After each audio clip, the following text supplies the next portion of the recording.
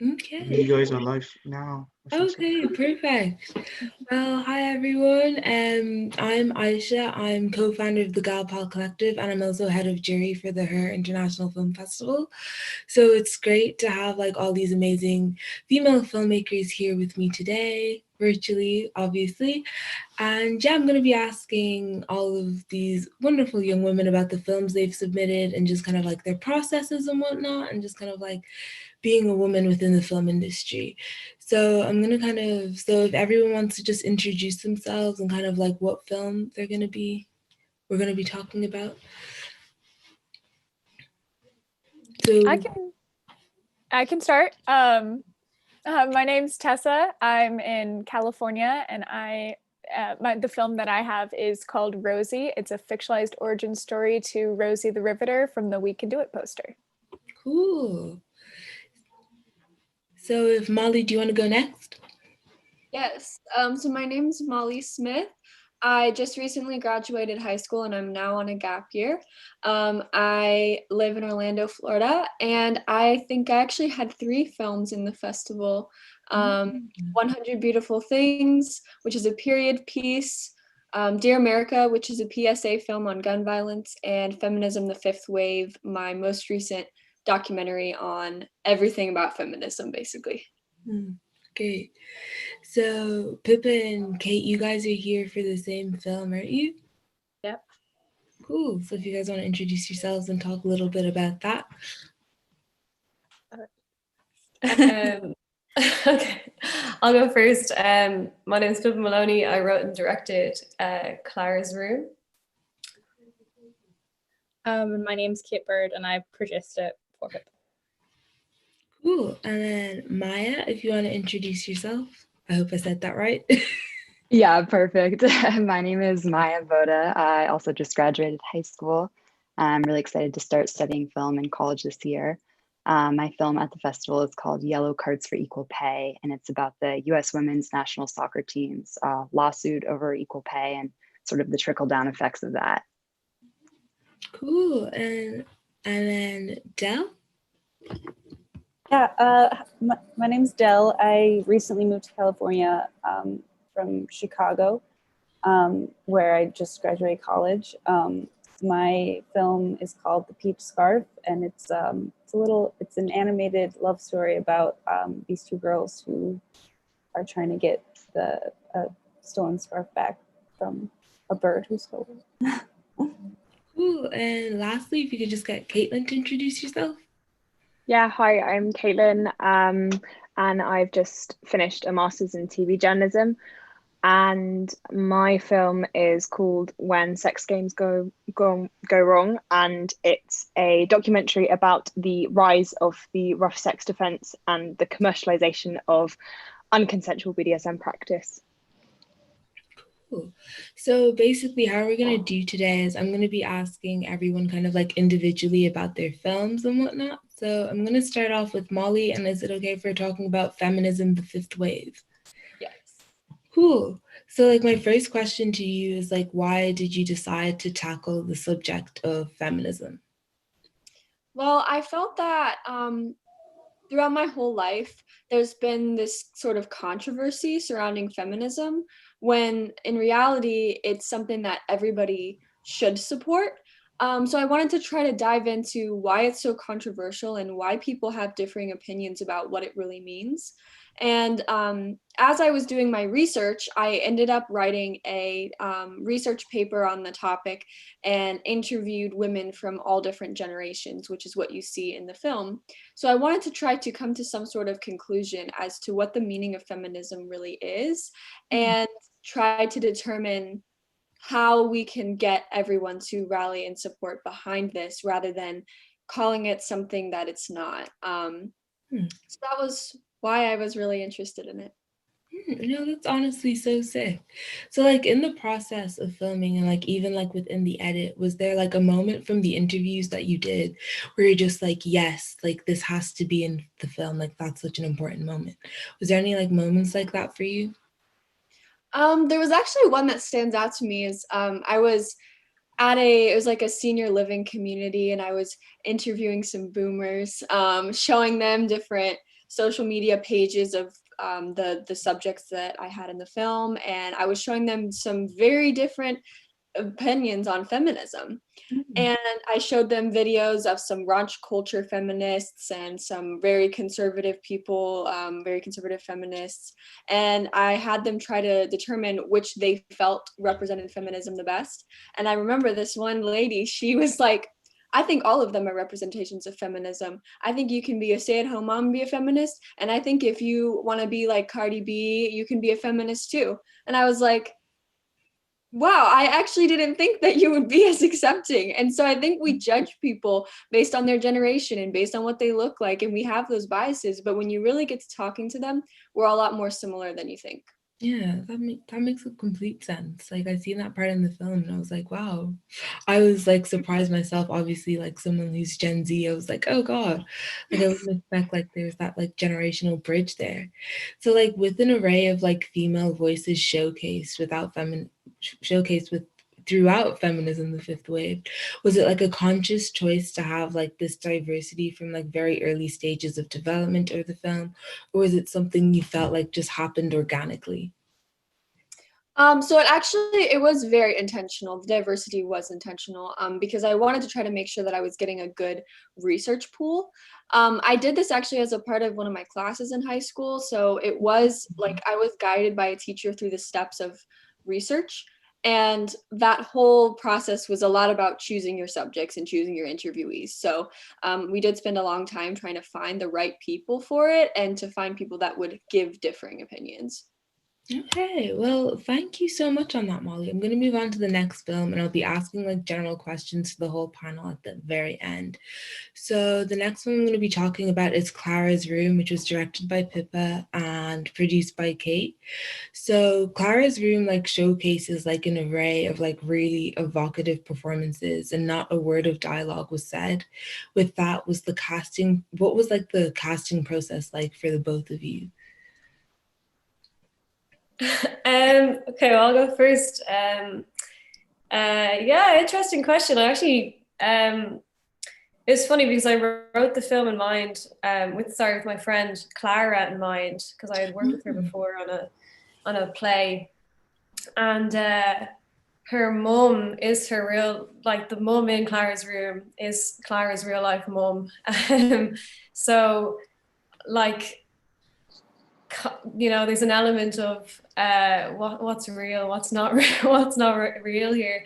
So yeah, I mean, I had always wanted to cast Clara and Aisling Cronin, so it was fun. It was fun getting to work with a real life mother-daughter dynamic, and like even for them, I think it was really nice kind of to work on something together for the first time. I think Aisling hadn't acted in 20 years, and she grew up in youth theatre, so for her and for Clara it was a really sort of nice thing, because even moments in the film that I had written, we got to kind of workshop in rehearsals and change to kind of more significant moments that they had experienced in their own life and stuff like that. So it was a really kind of nice work environment in that sense. And then I think with the boyfriend that you see in the film and the friend you see in the film, like me and Clara, we're friends in real life, so it was the same kind of friend group, and then her boyfriend was her boyfriend, so there was a lot of kind of what's real, what's not real.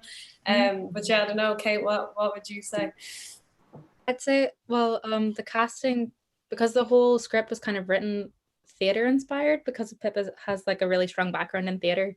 And then we cast most of the people from theater, like Pippa's theater circle. So it was just really very handy. Like, yeah, so it all kind of came together really naturally, like literally in the scripting process, which is really interesting. So like obviously like Clara's Room is like a real like coming of age story. So like what would you say were like the major inspirations for that?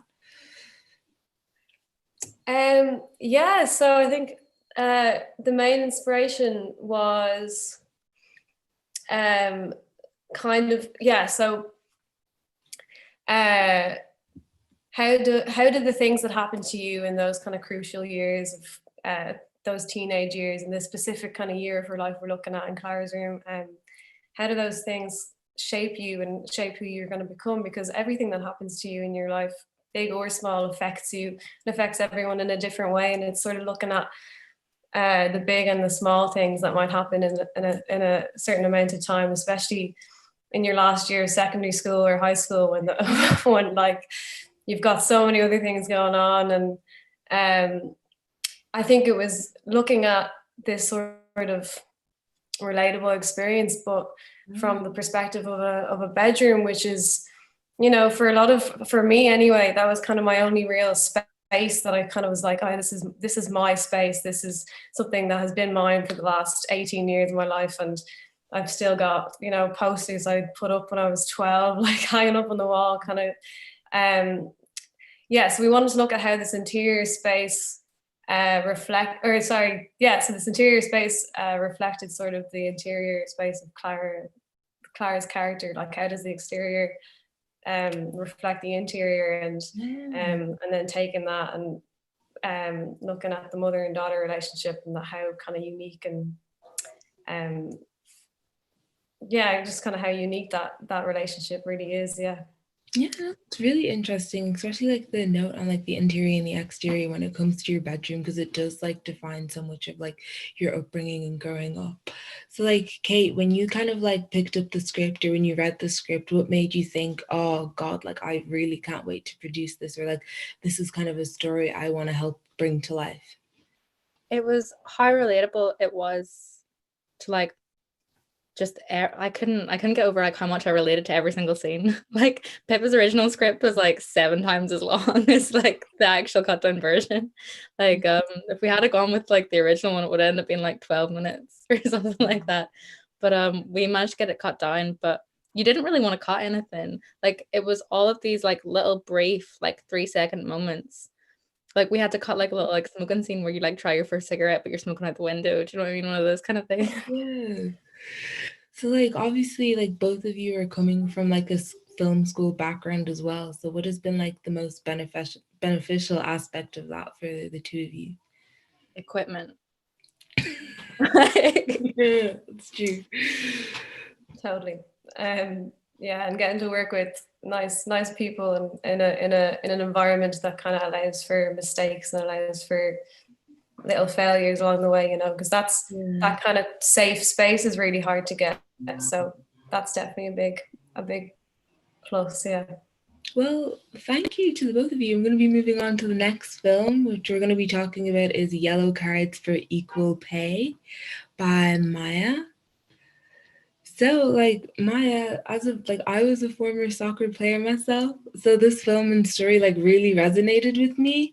So like, how did you like come across it? Like, how did you find it? Because I was like, oh, this is so interesting, and like obviously women's soccer is so like sidelined that it's like, how did you come across a story like this? Yeah. So I've always played soccer too, and the team in the film is actually my team. So I was on the team, but I was really the only like filmmaker person who was into video and stuff on the team. So I just ended up sort of making the film about the story of the team, but removing myself from it because I knew that I just wanted to sort of like capture it from the perspective of all the other people. Yeah. And so, yeah, I've always played soccer, and I was really, you know, inspired by the U.S. women's national team last summer. They won the World Cup, you know, while going through this whole fight for equal pay. And so I think, you know, a lot of people on my high school soccer team were also really inspired by that. And so we sort of decided to come together and we were like, what can we do here? We ended up just making t-shirts. We're like, oh, we'll make a couple t-shirts, see what happens. And then, you know, a couple girls, while wearing the shirts in the game, took their other jerseys off, which if you play soccer, you know, that's not allowed. And so things just got a little out of control, got a few yellow cards. And then like a local reporter sort of picked up the story and things just totally spiraled. So it sort of fell into my lap in one sense, but at the same time, you know, I was sort of there with the team making it all happen. So I think it was just sort of luck at the same time. Yeah, that's so great, and love a fellow soccer player, so we love to see it. So like, what was the most like inspiring aspect to you personally about the story you got to tell? I think it was really cool being able to work with the other girls on my team who maybe, at the time wouldn't consider themselves activists or anything, and sort of being able to watch them grow and grow into that role. And, I think everyone on the team now definitely would call themselves an activist. And then just being able to capture that and, watch that again and again is so cool. But I think that, each person on the team started from a very different place. So I think it was cool to see that. Yeah, and obviously like you're one of like the younger filmmakers on the panel today as well. So like as like such a young filmmaker, like kind of like what kind of was your inspiration to kind of like push yourself to do documentary? I don't know. I think I've always, I've sort of done documentary for a couple of years. I've always wanted to go into narrative and make that happen. And I always tell myself, I'm like, maybe in college I'll do it, but I sort of just keep falling back into documentary. It just feels really natural for me for some reason. And I've sort of grown to really love it. No, honestly, the documentary was amazing. Anyways, thank you so much, Maia. So I'm going to be talking about Rosie by Tessa next. Cool. Hi. So Tessa, like Rosie was such like an amazing feat in terms of like kind of costume design and production design and everything. So honestly, like hats off to you. So like, Thank you. So like, why did like the script for Rosie resonate with you as a director? So I became fascinated with the real Rosies. Any women that worked during World War II, we call them Rosie the Riveters or just Rosies now. So I always refer to them as like the real Rosies. But back when I was in high school, I became fascinated with like the We Can Do It poster.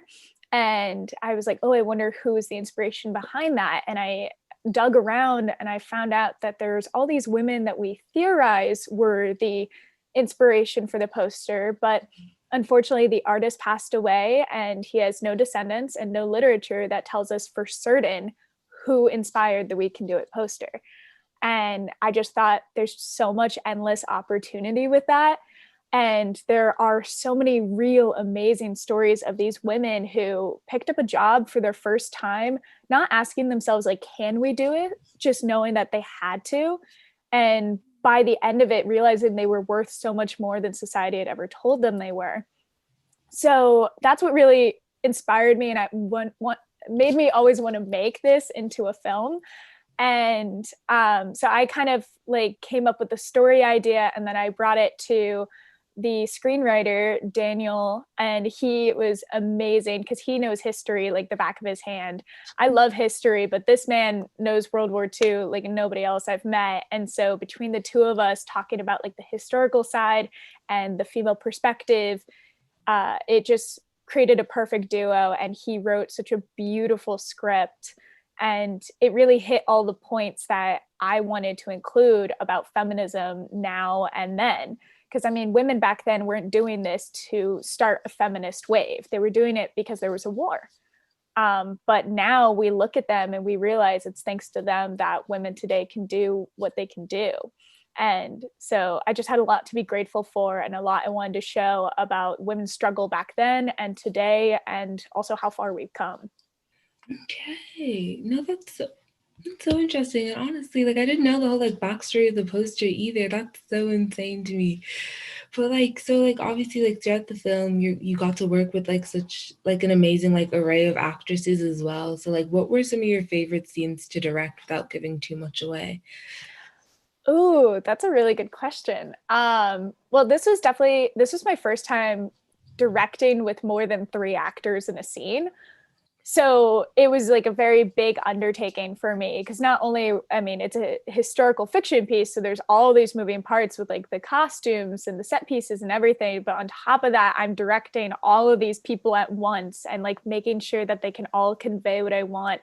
But I had such a talented group of people. It was honestly the least stressful part of the entire shoot. I would probably say my favorite scene is the one between Rose and Gladys when they're talking as they're building the fuselage of a bomber, without giving too much away. But those 2 actresses, Bethany and Stacy, we rehearsed it beforehand, before filming began, and they just immediately had such a friendship and such a bond that I feel like translates in the film so well. And on set, like we rehearsed it once and they were like, oh yeah, we got it. Like, and they were good to go. We shot it maybe twice for each take because they were so talented and so confident in themselves. And I loved working with them. Oh, that sounds like such a fun set to be on. I'm so jealous. So, so when it came to like your visual style as well for the film, like what were your key inspirations and kind of references? Because you're kind of dealing with a period piece. Yeah, well, I love historical fiction films, especially World War II era. And a film that like heavily influenced me is actually The Imitation Game, about the solving of enigma. And what I think is so fascinating is their color scheme is very similar to the Rosie poster. And obviously our color scheme for the film matches the poster pretty well. But something that they did in that film that I wanted to do in ours was make the color red an important color. So, because obviously we all recognize the red polka dot bandana, but we wanted that color to stand out in other ways. So like in our dance sequence, Rose is the only one wearing anything red. The love interest has a red tie when he like sees her for all of her strength for the first time.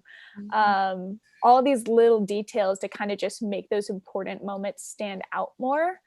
So yeah, that was a huge inspiration for me. And I also look to films like The Zookeeper's Wife and other films about like World War II, and Hidden Figures was also a huge inspiration.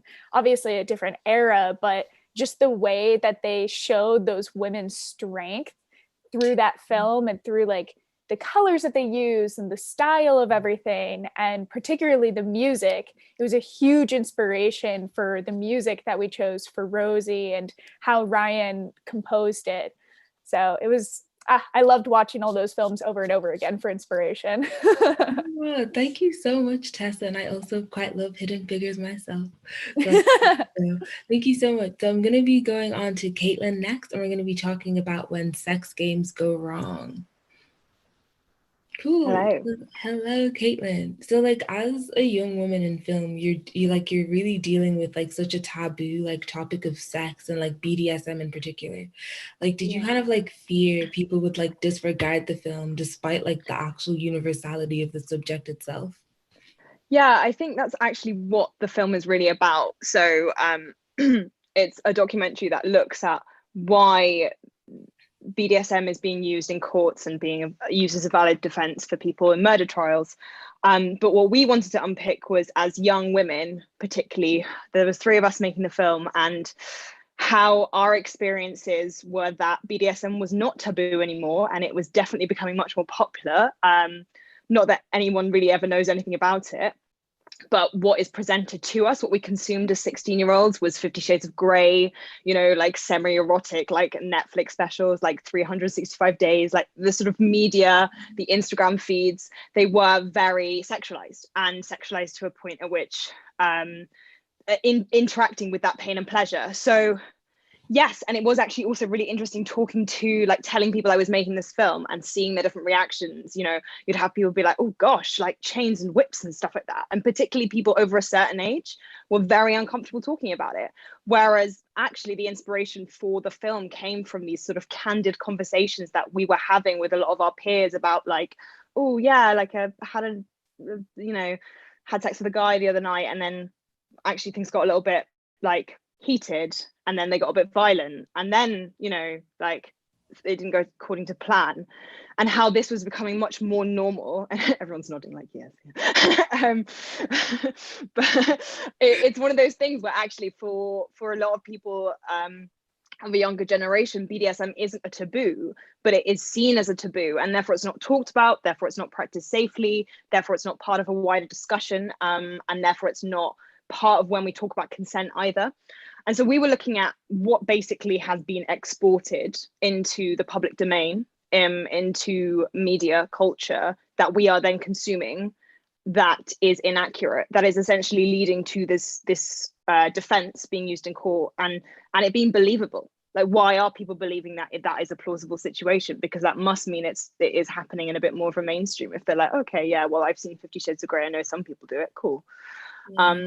So yeah, I guess we had reservations, but at the time when we first started making the film, we first started pitching the idea before the backpacker Grace Millane was killed in New Zealand, and her horrific death, which was so tragic.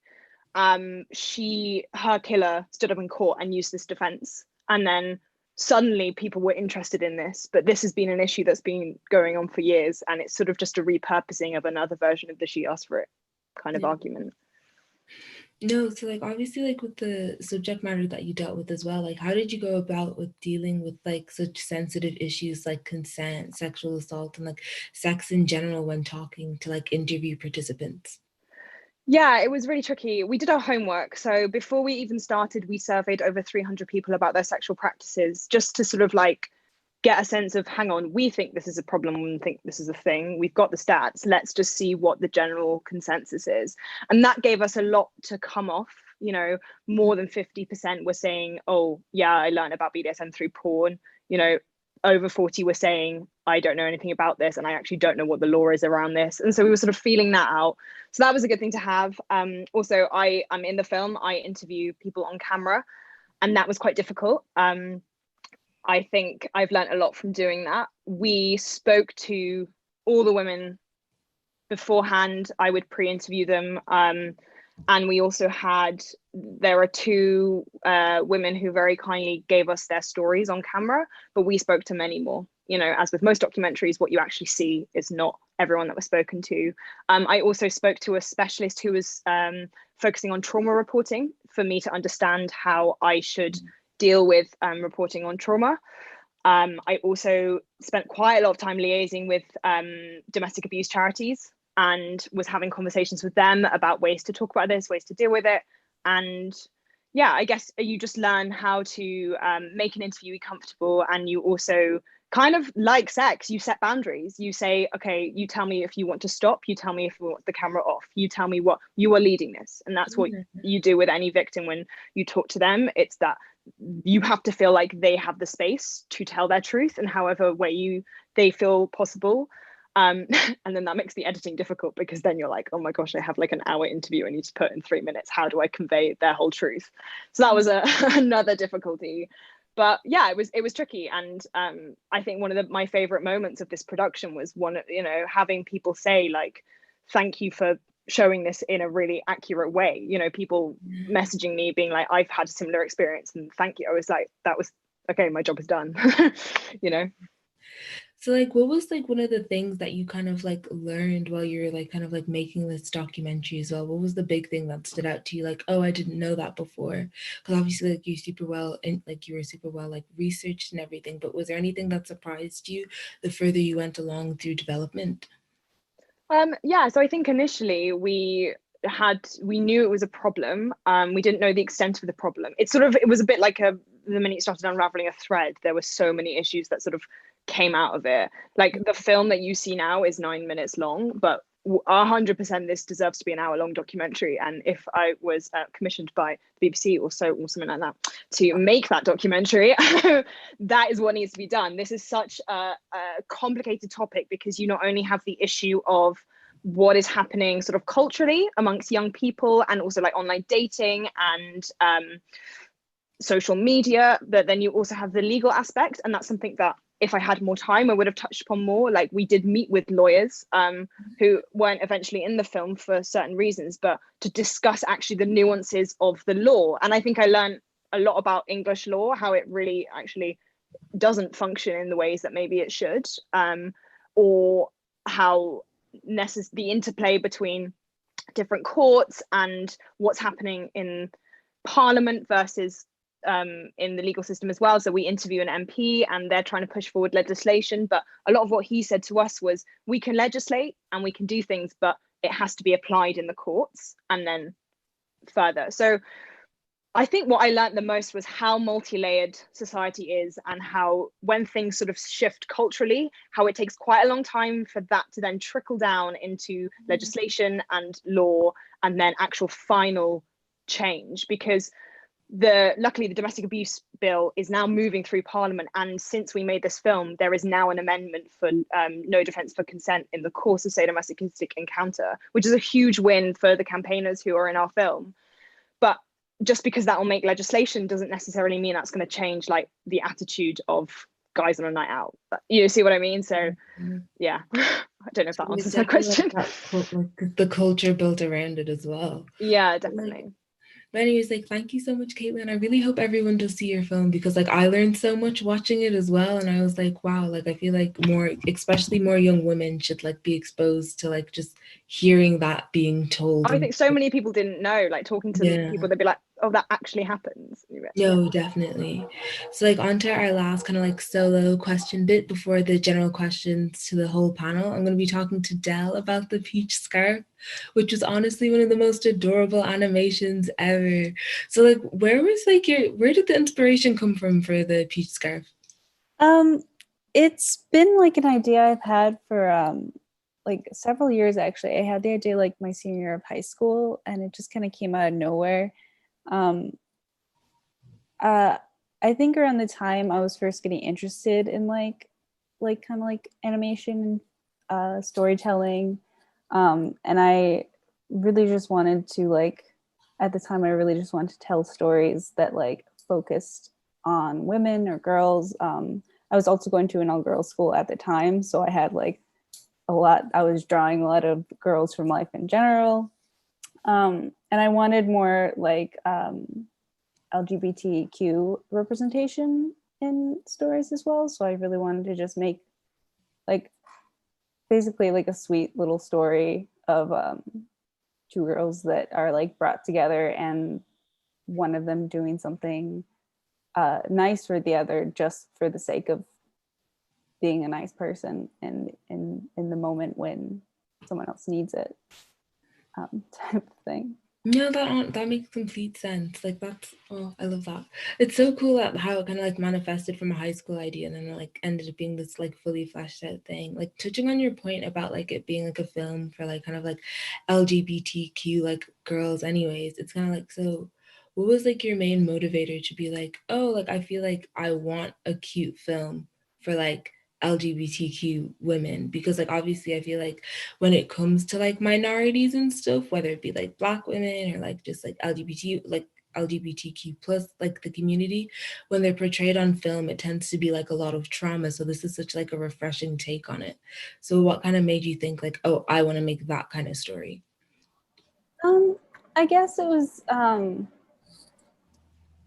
partially it was just like, this is the kind of like nice little story I want to see that doesn't involve like you're saying, like a lot of like pain or trauma. It's just like a sweet little storytelling, and like animation is able to like lend itself very well to like kind of like soft and gentle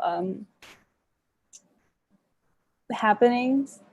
I feel at a bit of a discordance with like everyone else in this panel, because I feel like everyone else has been very like, this is what it means, and it's all, you know, very empowering in feminism, and like obviously that's so important. And then I don't know, I feel like it's also important to celebrate like the little more like, I guess like unseen and untold stories in just like everyday life that are like that make up the movement as a whole. No, that like definitely makes sense to be at ease, because I think like a lot of the times we almost like overlook kind of like the sweeter, like quieter moments like throughout life that everyone kind of like gets to experience. So like with the animation style you used, it was absolutely stunning. What would be some of your like your main like inspirations for your animation? Well, I took a lot of inspiration from like even like classic like Disney movies. There's a period in Disney's history called the Xerox era, where a lot of the animations are very like sketchier line art, and it was like a cost-cutting measure, but it's a style that I've always like really loved because it brings out more of the actual like movement of the drawings. They're not quite as polished. They've got a lot more life. So I definitely took a lot of like inspiration from that. And then just also like other student films and things that I've watched over the years. I've just been like, oh, I really like the way this person is, like their style is coming through in their animation or their line art. I ended up, all the background characters in my film, they're either like people from my life or characters from like other things that helped inspire me during like the process, just because I wanted to like pay some like homage to the things that did inspire me. Yeah, no, that's honestly really sweet. I love that. But anyways, like because it's almost 9:30, I'm gonna open up the questions to the general panel now. So I'm gonna be asking everyone questions, and whoever wants to answer can kind of hop in and like you can just kind of like let it flow from there. So my first question to like the whole panel is like, so all of your films, like fiction and nonfiction, kind of showcase like an array of like really interesting female characters. So like as like young women in film, what importance do you hold to telling like specifically women's stories? I can talk to that a little bit. So when I first started college, I had a friend who is graduating, and she told me, it was really interesting, for her thesis film, she wanted to make a story about a man, and she wanted her father to be the lead in it because he was an actor. And a professor told her that women can't tell stories about men. And that just shocked me to my core, because men have been telling stories about women for so long. So the idea that like someone couldn't do it the other way around just astonished me. But I think that also inspired me to actually make more stories about women, which is kind of strange, but I realized we needed more stories by women that are true to women. I think, of course, men have made great films about women in the past, and I'm sure they will make more in the future, but having just one woman on a team of filmmakers making a movie about a woman's perspective and a woman's experience just enhances that story so much more and makes it so much more honest to our real experiences. And so that's, I feel like I want to see more representation for myself and for all women on screen that feels honest and real. Like Lady Bird is one of my favorite films of all time because of like the mother-daughter relationship and her growing up. Hearing about like the Clara films, it sounds like very similar, and like that bond and that relationship. And I wish we had more movies like that, because after watching it, I realized I'd never seen a movie about a mother and daughter until then. And I think that's why it's so close to my heart.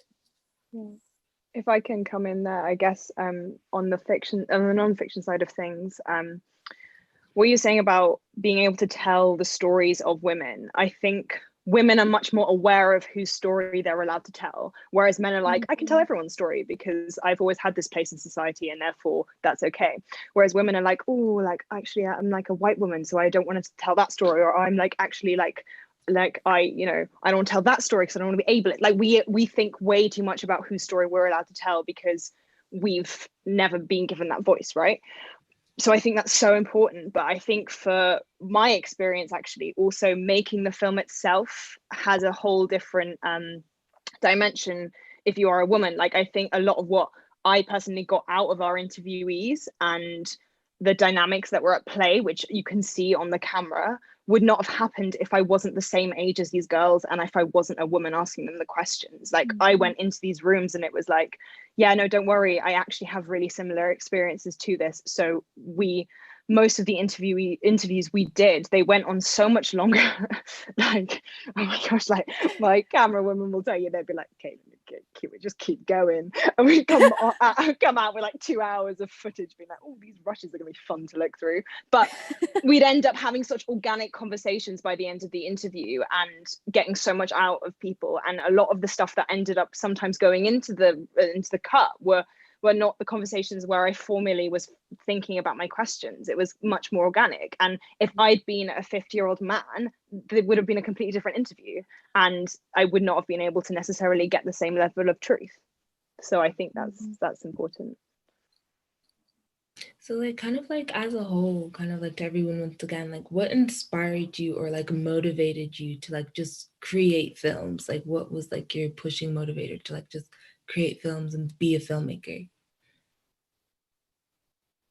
So I'll jump in on that one. So I realized that I was really interested in being on the other side of the camera after I'd been an actress for a little while. Growing up in Orlando, I was right around the Disney commercials and all that fun stuff. So I was doing like commercials and print work for a little while, but I realized that I wanted to have control over the story and over which direction things go in. So that's why I wanted to start film. But as I started making films, I realized that film is one of the few things in life that has the power to change people's perspectives. Because when you hear someone's story, you can sympathize with them and then you understand them on a deeper level. And so that's why I make films now. And I know that I want to create things that get people thinking outside of their own experience. I can jump on that too quickly. I totally agree with what you're saying too. And I think like knowing that you have the ability to tell, you know, all kinds of different stories and be the storyteller and be the person behind the camera makes me feel so powerful, I feel like. And I think one of the things too that, you know, came with creating my film was if anyone watches soccer at all, or, you know, Megan Rapinoe, she was a famous player on the US women's national team. I went in and saw their parade in New York City after they won the World Cup. And she was talking to people about their whole equal pay campaign and, you know, what people could be doing to chip in. And she just essentially stood up on stage and said, you know, everyone here can be doing more. Everyone has something that they can be doing, but just figure out what that is and do more. And I think that was like a very specific moment for me, because I'm sitting there in the audience and I'm like, oh my gosh, like I'm a filmmaker. This is my thing. Like, let me figure out what I can do with this, because like this is, you know, sort of the power that I have, and this is my way to contribute to that movement. You know, when there's something that I care about or an issue that I want to speak on, you know, it's so much more powerful when I can make a film about it. And again, like Molly said, you know, have the power to change someone's opinion or perspective. That's honestly really great. I feel like super inspired after listening to the both of you. I literally want to like leave and pick up my camera right now. But anyways, so just kind of like, so like this is another question to the full panel. So like, where would you guys like to see the state of the film industry in 5 or 10 years, since it is such like obviously a male dominated industry and it has its issues? So where would you guys like to see the state of the film industry in 5 or 10 years? I could jump in.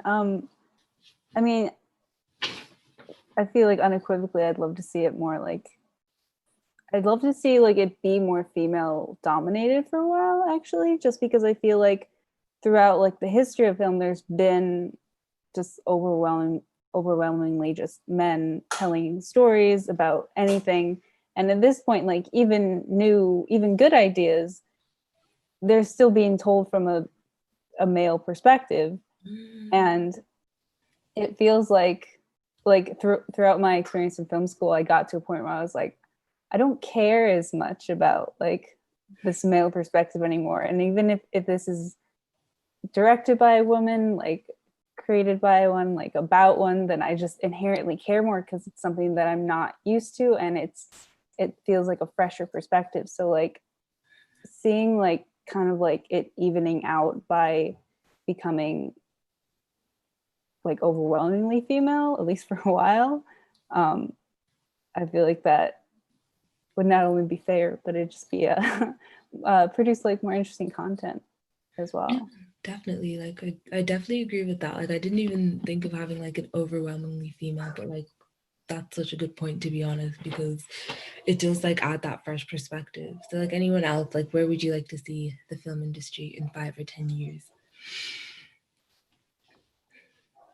Well, just to add to what Del was saying, it's like, it's not that there's necessarily, you know, not as many women in the industry. It's just that there's not as many women, like you were saying, Del, in those kind of HOD roles, kind of making the calls. Like there's lots of women.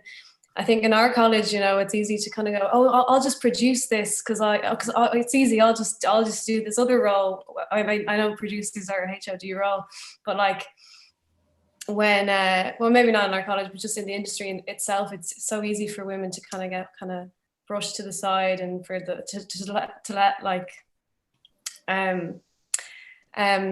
that that kind of happens. So I would love to see the industry have more female directors, female editors, female led stories. And I think ultimately with those conversations of like whose stories we're telling and who are telling those stories, it's like everything comes down to empathy at the end of the day. So if you can have empathy for people and you can tell those stories, you can, but you have to, do the work, make sure you're doing those stories justice. And I think that all starts from the bottom. It starts from your first day in film school. It starts your first day anywhere, really, in any workplace. But it's also like, you can have lots of people making more diverse content, but also there should be people in those film schools, in those workplaces making that too, and that's why these things need to start from the bottom up. So as long as that's still happening, then we'll see better work, I think it's also like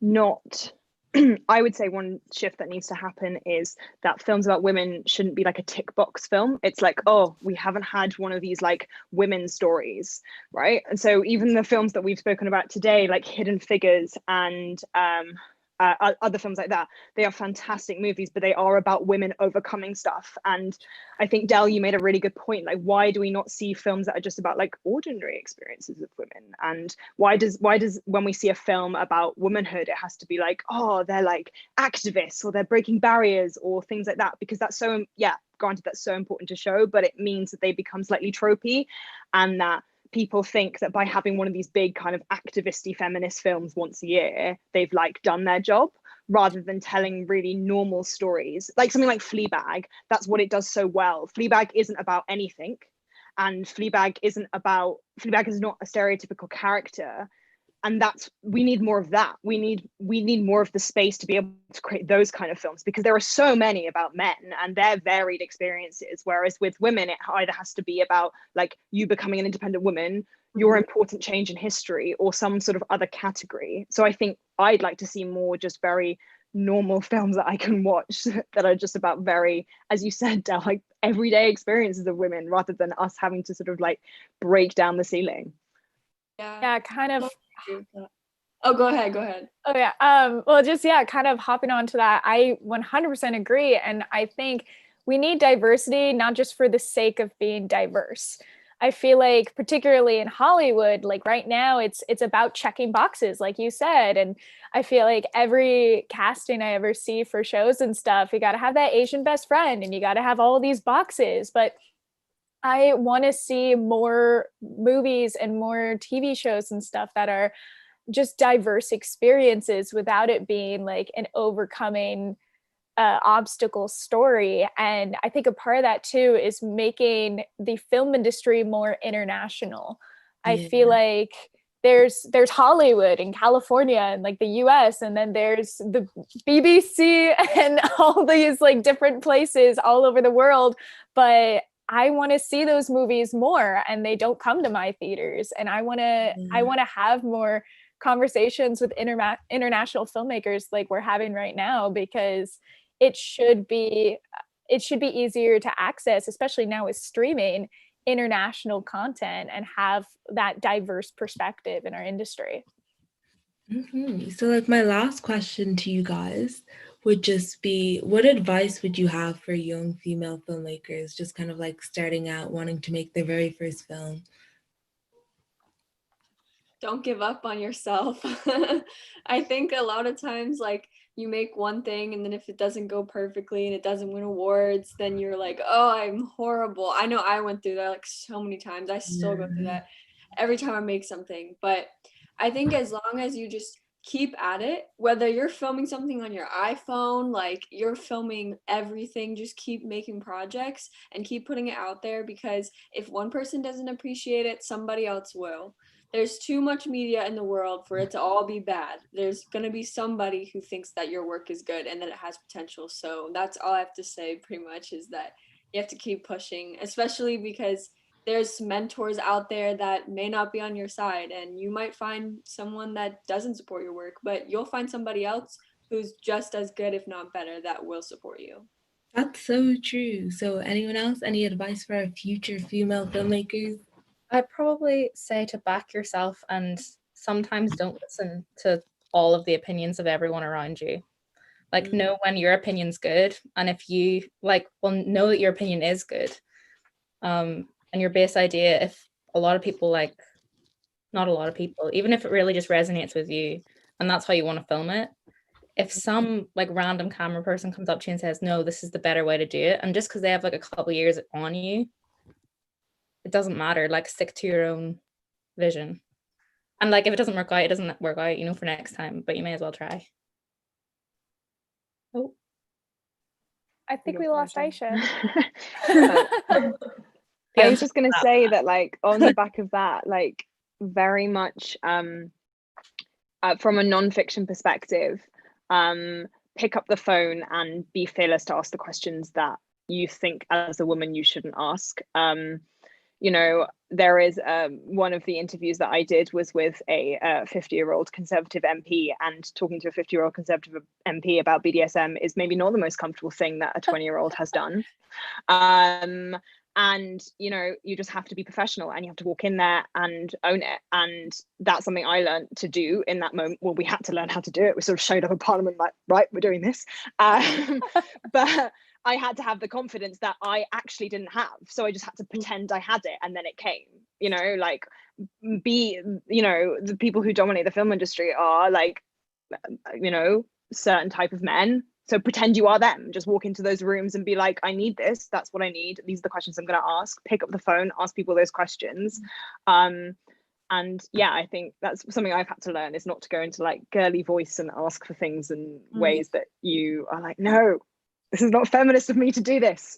So it's trying to overcome that, even if you're faking it until you make it. Yeah, it's not waiting for permission to be allowed. Yeah, definitely. Yeah. I think a big thing too is support each other. Women should be supporting women. Don't get into the weird catty female brain and start questioning yourself or other women, work together and support each other in all of your stories. Aisha, we continued without you. I was really hoping you did, because my laptop just knocked off, and I was like, oh no. And I was like, oh, I hope all the young filmmakers got their advice. But yeah, if anyone hasn't given them some advice, please drop them some gems of knowledge. Oh my god, did I miss all the gems of knowledge? The wisdom is gone, Aisha, so you've missed it. But anyways, has everyone said everything for that, or are we gonna? Is there anything else? Any more pieces of advice? Anything? Oh, sorry. I was gonna say, just make the stuff you want to see. Make those things happen. Make the projects that you want to see on screen happen. Kind of what we were saying earlier. But yeah, if no one else is gonna do it, then someone has to do it. True. Anyway, so I'd like to say a massive thank you for you guys coming on and talking, to being a part of this panel, and for entering your films into HIF, and honestly it was a great experience watching all of your works, and just seeing kind of the creativity that is out there, and the community that is out there of female filmmakers, and that it's an international community as well. There's loads of us, which is great. And yeah, thank you guys so much, and I really can't wait to see where your work takes you in the future and whatnot. And this has been such a great experience talking to you guys, and you guys are all really super inspiring. From being a filmmaker myself, it's been great talking to all of you. It's been super inspiring, and it's been so insightful and great to see where everyone draws their inspiration from, and how just great you guys are to talk to, and how cool all your ideas are. So yeah, thank you guys so much. Thank you. It's a pleasure. Thank you. And with that, I guess we're saying bye, and the festival is still on up until I think it's the 7th till the 10th. I hope it is, or else the festival director will be mad I got the date wrong. But it's the 7th till the 10th, and I hope everyone checks out all the films on the website. What's it? Sorry. Oh. So it's a long week for us, so it's is all it right. A long week? Yeah. Wait, Allah, give us the correct dates, please. It's all right. It's actually from the 8th to the 14th, so there'll be multiple film screening during the week. Even better. More films. Even better. Oh my gosh, what was I getting at? So yeah, from the 8th to the 14th, everyone should check out all the different films. I hope you all get a chance to watch like everyone's films that's been on the panel as well. And like, yeah, thanks again for coming and bye guys. Bye.